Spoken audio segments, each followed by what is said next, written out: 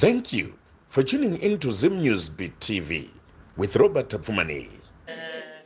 Koma kadi. Ndiri right ndikurise kuno. Makatoka rini? Ndakatoka last year September. Atotsvukira. Kanje. Atsvukira. Nhamo zvainoita. Nhamo yakaipa. Takamodai so kuti takazvivharira nemvura. Unongotsvukira ungaita sei? Handiti. Tichisangana paya kwasekuru pakakamira dambudziko rakariri kusarara ndizvo. Yanga chest. Chifuva ndairwadzwa nechifuva. Ndichizarirwa. Saka ndaita tsaurara. Chero masikati chero manheru zvaingokwidza. Ndo dambudziko randakauya naro kwasekuru. Nezveupenyu zvairamba. Kushanda zvairamba. Hapana chaifamba muupenyu. Saka pandakazodzoka kwasekuru pepiri. Ndo pandakadzoka chivayenika kusekuru ndakuda kudzokera kuCape Town. Saka ndakazouya kuno kupera kwaSeptember. Ndo pandakadzoka kuno kuCape Town. Asi dambudziko rekurwara aiwa zvinomboda kuti kwidzi. Asi hazvichaiti zvazvaita zviya zviya. Chest yangu inomboda kurema kuti kuda zvinenge zvida kukwidza hamini. Asi hazvichaiti zvazvaita zviya. Uye zvino ndangonzwa kunge panombokuya poita kunge pane zidombo rangoti ndi pachest apo. Asi ndikangonwa chero mapenkiller zvinobva zvangonyarara ndotozvirarira. Hazvichaiti zvazvaita zviya zvokuti ndaizarirwa ndipachibuda kasaundi kuti ndichitadza kana kufema. Zviya zvakabva zvangopera.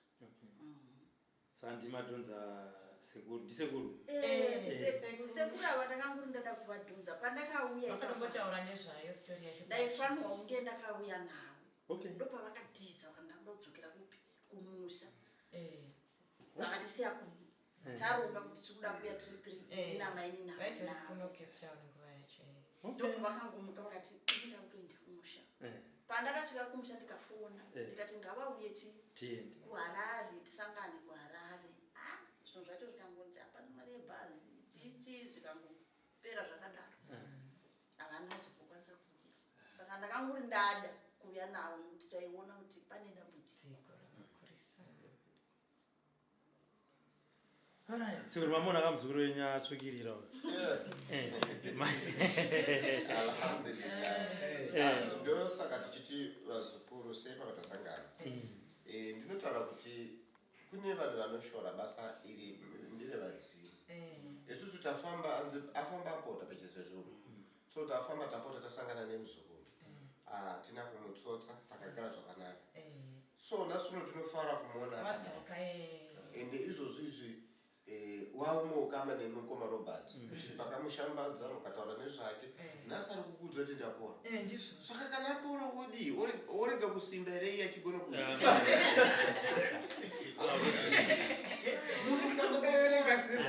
Yango yekuti adyewo. Asununguka afarewo. Saka izvozvo akachandibvunza kuti izvozvo tatara kuti asimba. Pamberi pavazukuru vangu bhosi vazukuru vangu vamati anokukwana nobvabvunza kuti akaroorwa here. Pakangobuda bhosi kudare kunoyamwa achiti kutsvaga varume. Saka uye ane murume wake vazukuru vangu vasatsvage foni navo. Aiwa tinotenda ndiye mukadzi aitaura kuti anzi airara usiku achifamba achikosora. Achifamba achita sei usiku apo chairwadza akanika mwana kadiki. Akandifonera zvikanzi sekuru ndasvika ndiri pamutangadura. Ndikati uya zvikanzi sekuru andigone ndine mwana plus mabhegi. Ini ndakati atama akauswa South Africa. Musi yake akawanda yakazara bhuti. Mamirira. Anditi. Mabva kupa? Cape Town. Mafamba. Anditi. Dambudziko ranetsa rati regai ndiende kwasekuru achapola ndinobatsirwa. Rakatanga sei? Dambudziko iri rakatanga ndingati 2014 pandakangotanga kuenda kuSouth Africa. ndopakatanga dambudziko rangu. Ndakatanga kurwara nechipfuva ndichizarirwa, ndikamboshinga kuenda kumahospital, asi kumahospital vainditi havana chavari kuona, muchipfuva mangu hamuna dambudziko. Saka vaingondipawo mapiritsi ekungonyaradzawo marwadzo zvenguva iyoyo, zvombonyarara zvotanga futi. Saka dambudziko iri rakatanga zvishoma zvishoma ndaiti ndikaenda kukiriniki zvaimboita nani, asi zvakazopedzisira dambudziko iri mapiritsi asingachabvumi, nokuti ndaiti ndikaenda kukiriniki ndaipawo mapiritsi vondipa neinhela, asi zvese zvakapedzisira zvisingachabvumi kushanda.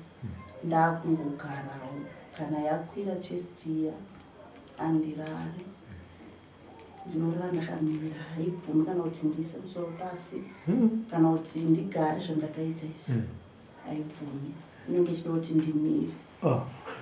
Saka ndinoti kana yakwira chest ndinotori nenzvimbo yangu pandinomira kusvika kwaedza, kusvika zuva rabuda. Ndinenge ndichizarirwa ndichitadza kufema, saka ndinotofurana namahwindo usiku iwoyo namadhoo kuti ndikwanise kutsvaga mweya wekufema. Saka ndingati kuzoita serious kwayo yakatanga 2017 ndepakatanga kuita serious. Ndichimboshingawo kumboenda kumapositori,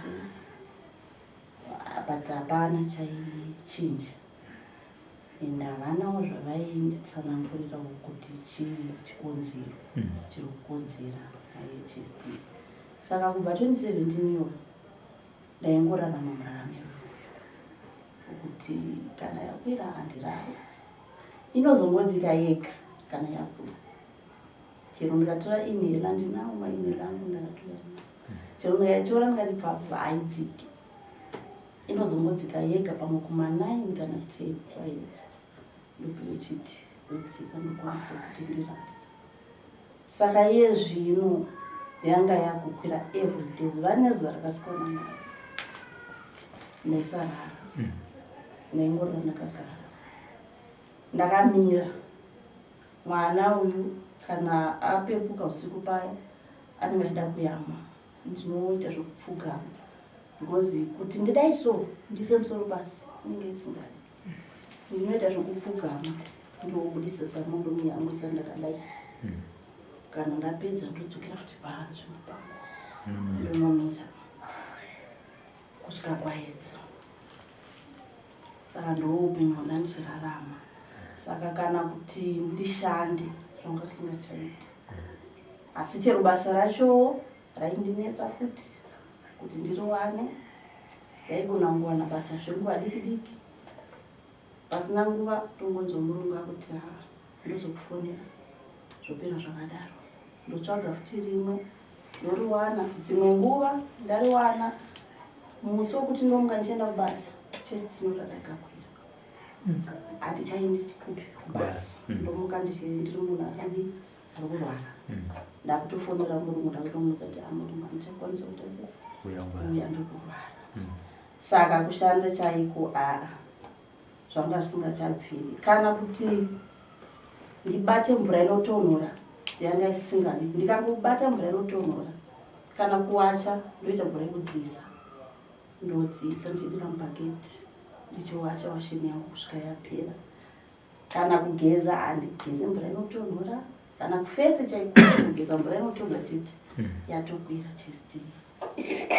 Saka ndomararamira nandichiita iwayo kusvikawo ndazonzwawo namainini vangu vari kuCape Town. Ndingati ndakavashanira kumba kwavo, ndavashanira ndikawana vachinditi ndakatenga smart TV, so pane zvandoda kuti uone paYouTube. Ndikati ndobva vatanga kuplaya paYouTube, vaplaya mavhidhiyo asekuru achabola. Akati nedambudziko raunaro plus namatambudziko atagara tichingosanganawo nawo, inini ndakakurira kwaamai vangu, ndokwa ndakakura, ndokwa ndakareba. saka murungu waita matambudziko asingaperi. Ati so ndaitofunga kuti December timboenda kumusha tinosvika kwasekuru Chapula timbonzwa kuti chinonetsa since iwo uchirwara kudai timbonzwa kuti chinonetsa unozvati kushaya rubatsiro.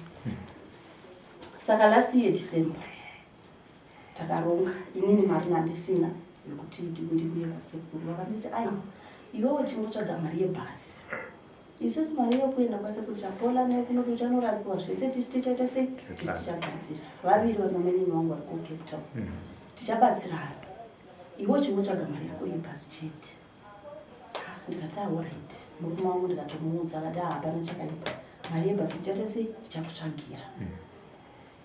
Kubva namainini taifanirwa kukwira musi wa31 December. Vakatondibvunza wakadzirira here murume wangu apai, nditi ndataura nemurungu. Saka tachaisa mari musi wa30 ndopachandisindira mari. Saka chingogara wakaita sei wakagadzirira. Ndakatogara ndakagadzirira mabhegi angu zvese ndakarongedzera ndakapedza. 30 iya ichisvika handiona murume wangu hana kana chari kumbotaura. Zuva rakutoroka mainini vandisendera meseji vakati haufa mangwana kando zuva rokuti tinotenga matiketi kubhasi. Akati regai ndibvunze chii mukwasha wenyu because ndiye akandimisa nenyaya dzemari. Akati murungu akati asenda mari nhasi, saka regai ndimunzwe izvozvo. Murume wangu sezvisinewo aivepo vanamubvunza akati mainini vari kuita sei, vari kubvunza nhauya yekuenda kumusha, vari kuti mangwana tinoita sei tinotenga matiketi. Akangondipandukira vandiudza kuti vaudze kuti ana mari mufungudza kuti mari ndoiwana kupi. Zvawakati wakataura nemurungu, murungu akati achakupa mari. Akandishaudha zvimwe zvandisina kumboziva kuti asengenda inyaya nyuwani kwari. Akati tovaudza kuti ndakana ina nditongoona mari handitori vaudze kuti ngavaende kana vachienda, inini mari handina. Tibanda foni ndakatozoita foni call. Mainini ndomamiro aita nyaya vati mupe foni titaure naye because hanga akataura iye kuti achakutsvagira mari. Azozochinja nelast minute sei dai akatiudza pane nguva pamwe taita imwe plan yekuti tikutsvagire mari tikwanise kuenda newe. Hauoni here urwere hwako, inga uri kurwara zvimwe zvisingaiti hazvioni nei harwadziwi nei. Ndobva ataura naye paya akati inini mari ndichawana muna January, saka imimi endai uyo achatevera. Vakati alright hapana chakaipa. Mainini wangu ndobva vauya. Mainini wangu vanga vakaronga kuti vari kuuya kwasekuru Chapula. Vakatombotaura nasekuru Chapula vakatsaga. Ndakangozonzwa mainini wangu akuti ndakutanga ndasvika kuBulawayo kumusha kwemurume wangu ndozoenda kuHarare. Alright. Ndibva ndazonzwa kuti ndava kumusha kumberi ndanzina mama nditange ndasvika kumba tonorongerana pamwe chete toona kuti tingaita sei nawe kufamba. Ati alright hapana chakaipa. Pasina mazuva ndakazonzwa mainini kuti zvekuenda kuHarare zvaramba. Mama vati mari ishoma yekuti tinofamba kusvika kuHarare. Kubva zvapera zvakadaro nokuti panga pane dambudziko rokuti hanzvadzi yavo festival nyumba mavo ari kupota chimburasikani njeri. Saka ndo dambudziko futi ravaida kuita sei kufambira. Vakati ndikati kusaka dambudziko rasekuru vati roitwa sei. Vakati vati timbofamba mun'anga dziri munharaunda. Vanoona zvichibatsira izvonzi vatopopota vakati mari haikwana kuti tisvike kuHarare 500 US ishoma. Alright hapana chakaipa. Zvichibva zvangoperawo zvakadaro. Ini ndibva ndangogarawo ndakadaro nedambudziko rangu, ndichingorwara ndakadaro, ndisina rubatsiro, ndisina kana anondibatsirawo kuti nhaiwe idai pasina. Ndopandakazoti February ndabva ndaenda kwamainini vangu vadiki ndavashanira. Mainini vahomba ava vakazodzoka kuCape Town. Ndofunga vakangoita 2 weeks ndobva vati vari kubasa. Anzi vakasvika makuseni kubasa. Vasvika kubasa kuya anzi vakasvika vakati ndine nzara. Saka zvandine nzara vanoshanda mumaguest house. Unongoziva kuti maguest house vanosiya zvikafu chichi. Saka maguest aya hanzi akasiya drink juice 100%. Maini vaya vakati ndiri kunzwa nzara. Vakati munena wavareka ndinochi juice iri. Andovatora juice andova vana. Vachingopedza kurima juice iri. Andobva vati ndiri kunzwa kuremera umo. Ndikuita munhu ndakagarwa but ndakuita kunge munhu akadhakwa. Hanzi namaini vandikati juice ravanoreya ndofunga ranga rine waini. Ndofunga maguest vakaita sei vakasiya waini. Ndofunga vanga vakadiluta nejuice. Saka wakutodhakwa iwe. Hanzi ndikutoseka paya. Hanzi ndione vakutotanga kutodai. Vakuti ndikutsva. Ndipo mvura. Andobva ndanochera mukavapa. Hanzi kubva mvura iyo vakati ndikuda futi imwe. Hanzi vakati hazvichatoiti. Atidzike pasi bose vanoshandira pamusoro. Atidzike pasi ndotsvaga rubatsiro kumaguest. Security ari pasi. Ndobva vatodzika vakutokumura hembe. Vakutoti ndiri kutsva ndichakwanisi. Vachisvika pasi paya vatokumura top.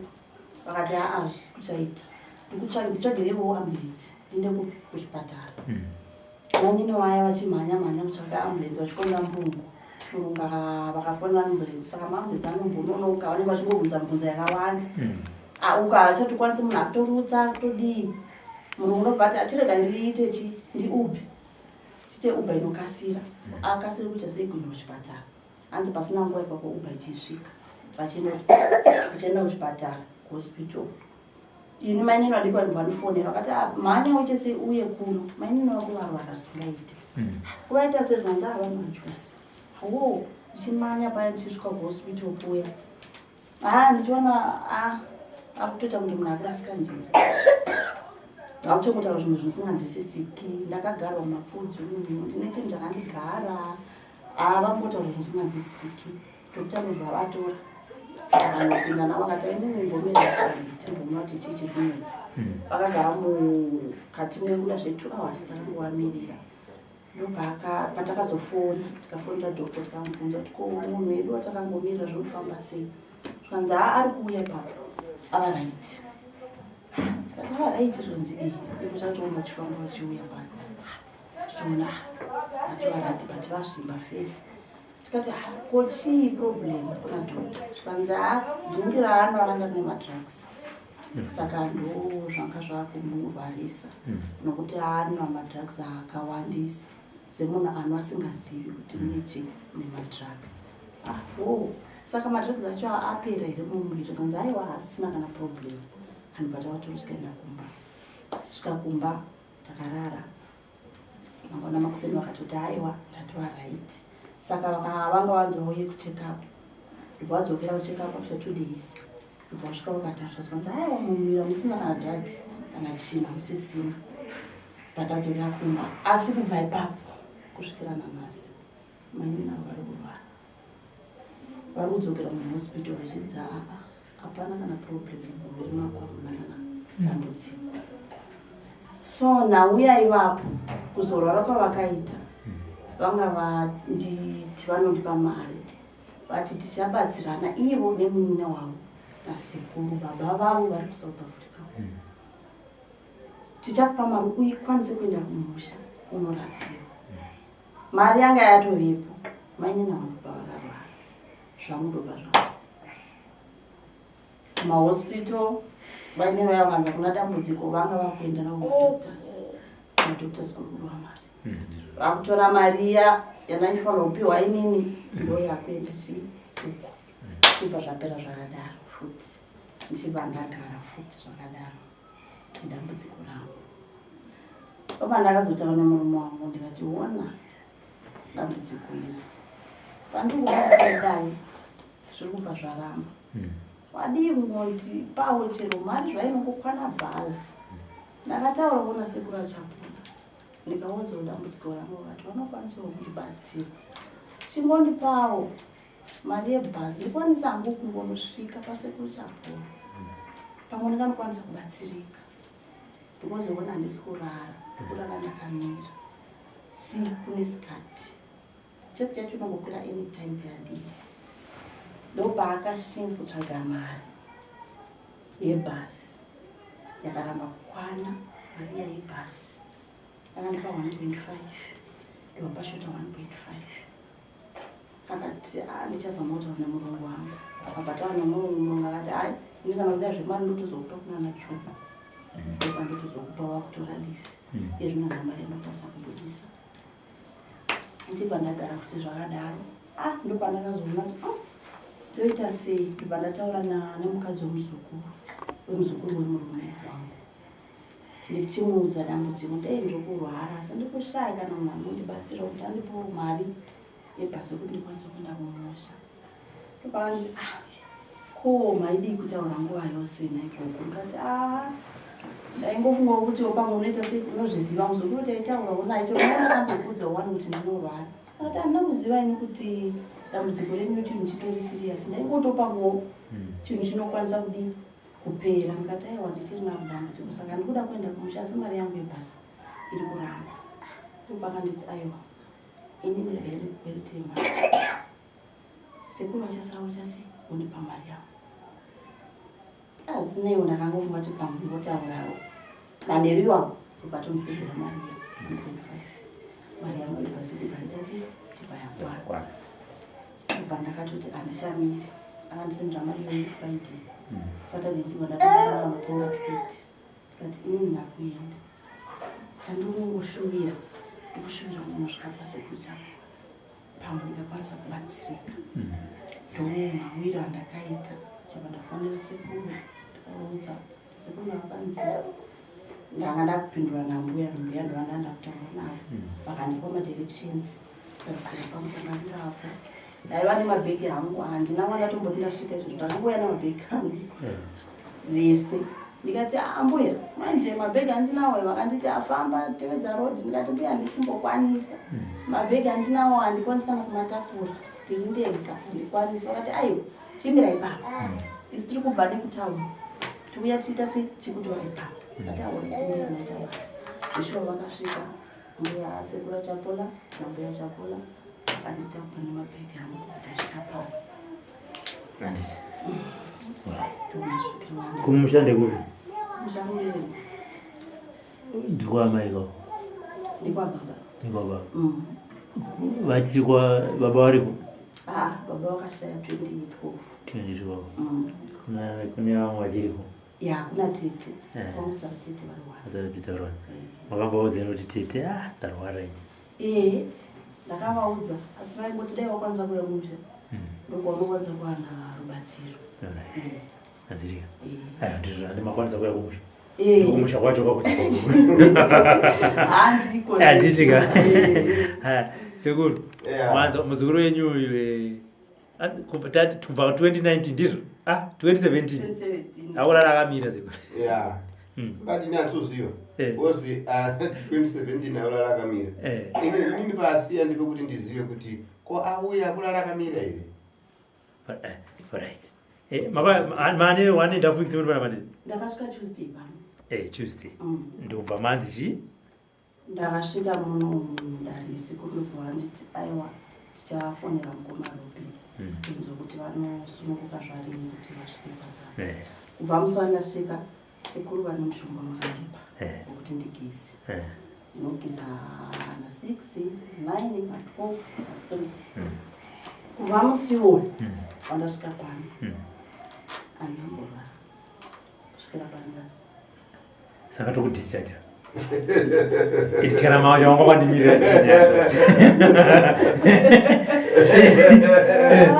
uchawandimirira chiwa warapwa wapora wakanzi yaumusha ndizvozvo chimwe chi dakutora mabhegi watodzokerako chi aditika sekuru zvanzi kubva paakauya vakampa ndiwo maprescription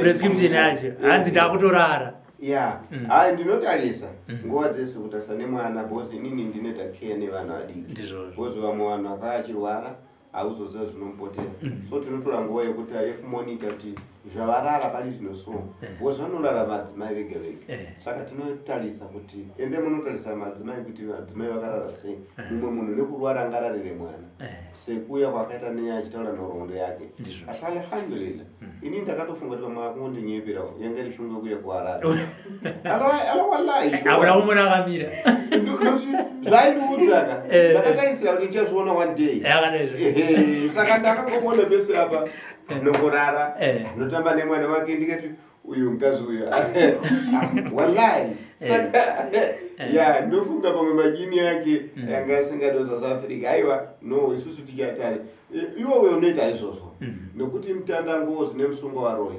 unoita kuti munhu zvinhu zviri kumukanganisa zvisudoroke saka isusu chatakaziva ndekuti akangogeza chete wallahi ndio jekiseni rikuru because ndio linorwisana nemweya wakaipa ungukuzarirwa aizalirwa South Africa ikoko ndo kunowanika mawaini ndo kunowanika madrugs ndo kunowanika satanist ese achingonwiswa zvinhu zvemaloji saka isusu alhamdulillah takangotenga angoshandisa izvozvo abva toita zviri nani shuwa mwana akachitambura first day munhu wese akanzwa tsitsi munhu wese kumutasasa akatasisa pasi kuti wati munhu akubva South Africa vanhu akangozvira mabhegi kupera nokuti mabhegi South Africa yanenge yakaiswa solo tape kuzoti bhegi reSouth Africa but vanhu vese akanzwa tsitsi kuti wallahi shuwa ndinofara chaizvo kuti ari kutaura ega haana kukumbiriwa haana kuita sei mwana wake ari kuyamwisa mwana wake ari kufara ndozvo tinoda izvo tinotenda Allah subhanahu wa ta'ala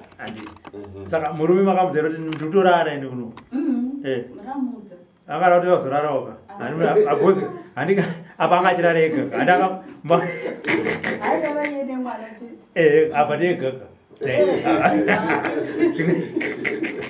tikura kurara kokurara ega handitika ko kwana maini kuti kwamakanditi kwekuenda ini ndazoenda onai pandani makambovaudza vari kutochi vari kuti ivo vamani nevakuru vari kurwara vari kutokwira nesande kuurungwe kuumberengwa ndo vari kurapadza chenda haya hatiipindiri pane vamwe vanotaura vachiti hapana munhu anogirwa asipo handi mazvoni imimi pamwe zvichida mukazosakana navo kana kuti mukataura navo munenge muri chapupu kwavari decision yekuti ndiri kunanga kupi ndeyavo handiti mazvoni aiwa izi tira kutenda sekura chapora ndine chivimbo chekuti pamberi apo muchazoita zvongotifonera kuti muri kuCape Town handichauya